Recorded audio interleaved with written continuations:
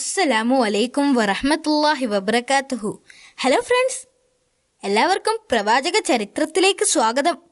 വിശുദ്ധ ഖുർആനിലും തിരുനബി വചനങ്ങളിലും പ്രതിപാദിച്ചിട്ടുള്ള ഏതാനും നബിമാരുടെ ജീവിത ചരിത്രത്തിലെ കുറച്ച് ഭാഗങ്ങളാണ് നിങ്ങൾക്ക് വേണ്ടി ഞങ്ങൾ ഇവിടെ അവതരിപ്പിക്കുന്നത്. ആയിരക്കണക്കിന് വർഷങ്ങൾക്ക് മുൻപ് നടന്ന ചരിത്രമാകുമ്പോൾ ചില അഭിപ്രായ വ്യത്യാസങ്ങളോ കുറവുകളോ ഉണ്ടാകും.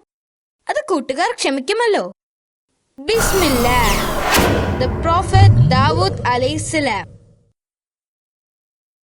കഴിഞ്ഞ കഥയിൽ താലൂത്തിന് ദാവൂദ് നബി അലൈഹിസ്സലാമിനോട് ദേഷ്യം തോന്നുന്നതും തന്റെ സൈന്യങ്ങളെയുമെല്ലാം സജ്ജമാക്കി പ്രവാചകനോട് യുദ്ധം ചെയ്യാൻ പുറപ്പെടുന്നതും നമ്മൾ പറഞ്ഞല്ലോ. എന്നാൽ പ്രവാചകൻ താലൂത്തുമായി യുദ്ധം ചെയ്യാൻ ആഗ്രഹിക്കുന്നില്ലെന്നും കൊല്ലാനല്ല സ്നേഹിക്കാനാണ് ഞാൻ ആഗ്രഹിക്കുന്നത് എന്നും താലൂത്തിന് മനസ്സിലാക്കി കൊടുത്തു. കുറച്ചു വർഷങ്ങൾക്ക് ശേഷം മറ്റൊരു യുദ്ധത്തിൽ തലൂത്ത് കൊല്ലപ്പെട്ടു. അപ്പോൾ ജനങ്ങൾക്ക് വേണ്ടി ദാവൂദ് നബി അലൈഹിസ്സലാം ചെയ്തിട്ടുള്ള കാര്യങ്ങൾ ജനങ്ങൾ ഓർക്കുകയും അദ്ദേഹത്തെ രാജാവായി തിരഞ്ഞെടുക്കുകയും ചെയ്തു. അങ്ങനെ തലൂത്തിനു ശേഷം പ്രവാചകൻ രാജാവായി. അല്ലാഹു സുബ്ഹാനഹു തആല അദ്ദേഹത്തിന്റെ രാജ്യത്തെ ശക്തവും വലുതുമാക്കി. ശത്രുക്കൾ അദ്ദേഹത്തെ ഭയപ്പെട്ടു. അദ്ദേഹത്തിനെതിരെ യുദ്ധം ചെയ്യുന്നതിനും അവർ ഭയപ്പെട്ടിരുന്നു. അദ്ദേഹം അള്ളാഹുവിന്റെ കടുത്ത ആരാധകനായിരുന്നു. ആ സമയത്ത് പ്രവാചകൻ ഒന്നിടവിട്ട ദിവസങ്ങളിൽ നോമ്പെടുക്കുമായിരുന്നു. അദ്ദേഹം രാത്രിയെ 3 ഭാഗങ്ങളാക്കി മാറ്റി. രാത്രിയുടെ കുറച്ചു സമയം ഉറങ്ങുകയും കുറെ സമയം പ്രാർത്ഥിക്കുകയും അത് കഴിഞ്ഞ് വീണ്ടും ഉറങ്ങുകയും ചെയ്തിരുന്നു. സത്യസന്ധനും നീതിമാനുമായ ഭരണാധികാരിയായിരുന്നു ദാവൂദ് നബി അലൈഹിസ്സലാം. ദാവൂദ് നബി തന്റെ ജനങ്ങൾക്ക് സമാധാനവും സമൃദ്ധിയും നൽകിയിരുന്നു.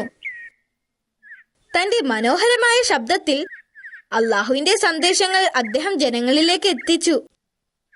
അദ്ദേഹം സബൂർ ഉരുവിടുമ്പോൾ ആളുകൾ അത് ശ്രദ്ധിച്ചുകൊണ്ട് നിൽക്കുമായിരുന്നു.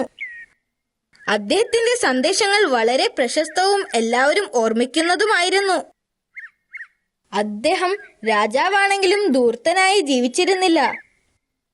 പ്രവാചകൻ തന്റെ ഒരു ദിവസത്തെ 4 ഭാഗങ്ങളാക്കി വേർതിരിച്ചു. ഒരു ഭാഗം ജോലി ചെയ്യുവാനും വിശ്രമിക്കുവാനും, രണ്ടാമത്തെ ഭാഗം അള്ളാഹുവിനോട് പ്രാർത്ഥിക്കുവാനും, അടുത്തത് ജനങ്ങളുടെ പ്രശ്നങ്ങൾ കേൾക്കാനും, അവസാനത്തത് പ്രഭാഷണത്തിനും വേണ്ടിയായിരുന്നു. ജനങ്ങളുടെ പ്രശ്നങ്ങൾ കേൾക്കുന്നതിനും പരിഹരിക്കുന്നതിനും അദ്ദേഹം 2 ഉദ്യോഗസ്ഥന്മാരെ നിയമിച്ചിരുന്നു. അതിനാൽ അദ്ദേഹത്തിന്റെ അസാന്നിധ്യത്തിലും ജനങ്ങളുടെ പ്രശ്നങ്ങൾ പരിഹരിക്കപ്പെട്ടിരുന്നു. പ്രവാചകന് ആയുധ നിർമ്മാണത്തിൽ പരിചയമുണ്ടായിരുന്നു. അതുകൊണ്ട് ആയുധമുണ്ടാക്കി വിറ്റ് കിട്ടുന്ന തുച്ഛമായ വരുമാനത്തിലാണ് അദ്ദേഹം ജീവിച്ചിരുന്നത്. ആ സമയത്ത് അദ്ദേഹം ധാരാളം യുദ്ധങ്ങൾ നടത്തിയിരുന്നു. പക്ഷേ സൈനികർക്കിടയിൽ ഒരു പ്രശ്നമുണ്ടായിരുന്നു. ഇരുമ്പ് കൊണ്ടുള്ള ആയുധങ്ങളും കവചങ്ങളും മറ്റും ഉപയോഗിക്കുന്ന സൈനികർക്ക് അത് കട്ടിയുള്ളതായതുകൊണ്ട് അവരുദ്ദേശിക്കുന്നത് പോലെ ചലിക്കാനും യുദ്ധം ചെയ്യുന്നതിനും ബുദ്ധിമുട്ടായിരുന്നു. അവരത് പ്രവാചകനോട് പറഞ്ഞു.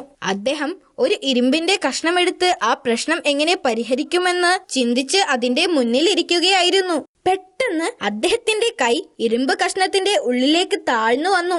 സർവശക്തനായ അള്ളാഹു ആ ഇരുമ്പ് കഷ്ണത്തിനെ മൃദുവാക്കി കൊടുത്തിരിക്കുന്നു. കുറച്ചുനാൾ കഴിഞ്ഞപ്പോൾ പ്രവാചകന് ഒരു പുത്രനുണ്ടായി. അവനെ സുലൈമാൻ എന്ന് പേരിട്ടു. കുട്ടിക്കാലം മുതൽ തന്നെ വളരെ ബുദ്ധിമാനും സമർത്ഥനുമായിരുന്നു അവൻ. ഈ സംഭവം നടന്നപ്പോൾ അദ്ദേഹത്തിന് 11 വയസ്സുണ്ടായിരുന്നു. ഒരു ദിവസം പതിവ് പോലെ ദാവൂദ് നബി അലൈഹിസ്സലാം തന്റെ ജനങ്ങളുടെ പ്രശ്നങ്ങൾ പരിഹരിച്ചു കൊണ്ടിരിക്കുകയായിരുന്നു. അപ്പോൾ 2 പേർ അദ്ദേഹത്തിന്റെ അടുക്കൽ വന്നു. അതിലൊരാൾ ഒരു വയലിന്റെ ഉടമയായിരുന്നു. വയലിന്റെ ഉടമസ്ഥൻ കരഞ്ഞുകൊണ്ട് പറഞ്ഞു, കഴിഞ്ഞ രാത്രി ഇയാളുടെ ആടുകൾ എന്റെ വയലിലെത്തി.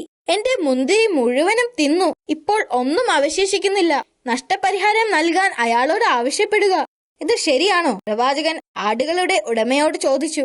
അതെ, അവൻ മറുപടി പറഞ്ഞു. പ്രവാചകൻ അല്പനേരം ആലോചിച്ചു. എന്നിട്ട് പറഞ്ഞു, അവന്റെ നഷ്ടത്തിന് പകരം നിന്റെ ആടുകളെ അയാൾക്ക് കൊടുക്കാൻ ഞാൻ തീരുമാനിച്ചിരിക്കുന്നു. പക്ഷേ ഈ ആടുകളാണ് എനിക്കെല്ലാം എന്ന് അയാൾ മറുപടി പറഞ്ഞു. അപ്പോഴാണ് സുലൈമാൻ നബി സംസാരിച്ചത്. എനിക്ക് മറ്റൊരു പരിഹാരമുണ്ട്. എന്താണത്? പ്രവാചകൻ ചോദിച്ചു. മുന്തിരിവള്ളികൾ വളരുന്നതുവരെ ആട്ടുടമ വയലിൽ പണിയെടുക്കട്ടെ. ആ സമയത്ത് ഭൂവുടമ ആടുകളെ നോക്കട്ടെ. വയലുടമക്ക് അയാളുടെ വിളവുകൾ തിരിച്ചു കിട്ടുന്നതുവരെ ജീവിക്കാനുള്ളത് ആടിന്റെ രോമവും പാലും വിറ്റുകിട്ടും. മുന്തിരിവള്ളികൾ വളർന്നാൽ ഭൂവുടമയ്ക്ക് ഭൂമിയും ആട്ടുടമയ്ക്ക് ആടുകളെയും തിരിച്ചു കിട്ടും. പ്രവാചകൻ ആശ്ചര്യപ്പെട്ടു. ഇതാണ് യഥാർത്ഥ ന്യായവിധി. ജ്ഞാനത്താൽ നിന്നെ അനുഗ്രഹിച്ചതിന് അള്ളാഹുവിന് സ്തുതി. തീർച്ചയായും നീ ബുദ്ധിമാൻ തന്നെ. ഒരു ദിവസം പ്രവാചകൻ തന്റെ മുറിയിൽ പതിവ് പോലെ പ്രാർത്ഥന നടത്തുകയായിരുന്നു. ആരെയും അദ്ദേഹത്തെ തടസ്സപ്പെടുത്താൻ അനുവദിക്കരുതെന്ന് അദ്ദേഹം പരിചാരകരോട് കൽപ്പിച്ചു. എന്നാൽ 2 പേർ എങ്ങനെയോ അദ്ദേഹത്തിന്റെ റൂമിലേക്ക് പ്രവേശിച്ചു. അദ്ദേഹത്തിന്റെ പ്രാർത്ഥനയ്ക്ക് തടസ്സം നേരിട്ടപ്പോൾ അദ്ദേഹം ദേഷ്യത്തോടെ ചോദിച്ചു, നിങ്ങൾ ആരാണ്? ഭയപ്പെടരുത്. അവരിൽ ഒരാൾ പറഞ്ഞു, ഞങ്ങൾക്കിടയിൽ ഒരു തർക്കമുണ്ട്. ഞങ്ങളിവിടെ താങ്കളുടെ ന്യായവിധിക്കായി എത്തിയതാണ്. അതെന്താണ്? പ്രവാചകൻ ചോദിച്ചു. ആദ്യത്തെ ആൾ പറഞ്ഞു, ഇതെന്റെ സഹോദരനാണ്. ഇദ്ദേഹത്തിന് 99 പെണ്ണാടുകളുണ്ട്. എനിക്ക് ഒരെണ്ണവും. ഒരു ദിവസം ഇവൻ പറഞ്ഞു, എന്റെ ആടിനെ ഇവന് കൊടുക്കാൻ. അവന്റെ സംസാരം എന്നെ കീഴ്പ്പെടുത്തുകയും അവൻ എന്റെ ആടിനെ പിടിച്ചുകൊണ്ട് പോവുകയും ചെയ്തു. ദയവ് ചെയ്ത് അങ്ങ് ഇതിന്റെ വിധി പറഞ്ഞു തരണം. പ്രവാചകൻ മറ്റേയാൾക്ക് എന്താണ് പറയാനുള്ളത് എന്ന് കേൾക്കാൻ കാത്തു നിൽക്കാതെ തിരക്കിട്ട് പറഞ്ഞു, അവൻ നിങ്ങളോട് തെറ്റ് ചെയ്തിട്ടുണ്ട്. അദ്ദേഹത്തിന് ഇത്രയും ആടുകളുള്ളപ്പോൾ നിങ്ങളുടെ ആടിനെ ആവശ്യപ്പെട്ടത് തെറ്റാണ്. പെട്ടെന്ന് തന്നെ അവർ 2 പേരും അപ്രത്യക്ഷമായി.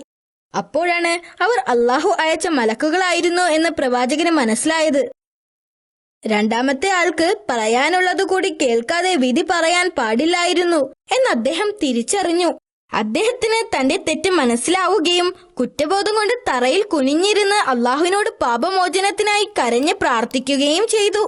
അള്ളാഹു പ്രവാചകനോട് ക്ഷമിക്കുകയും പ്രവാചകൻ ദീർഘകാലം ജീവിക്കുകയും ചെയ്തു. അദ്ദേഹം അള്ളാഹുവിനെ ആരാധിക്കുകയും മരിക്കുന്നതുവരെ അള്ളാഹുവിനെ സ്തുതിക്കുകയും ചെയ്തിരുന്നു.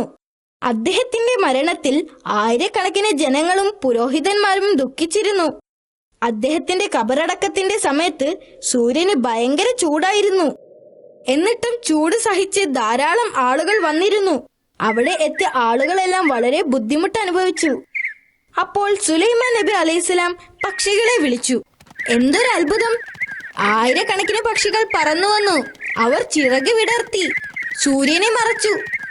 ഇതായിരുന്നു ജനങ്ങൾ സാക്ഷ്യം വഹിച്ച സുലൈമാൻ നബി അലൈഹിസ്സലാമിന്റെ ആദ്യത്തെ ആധിപത്യം.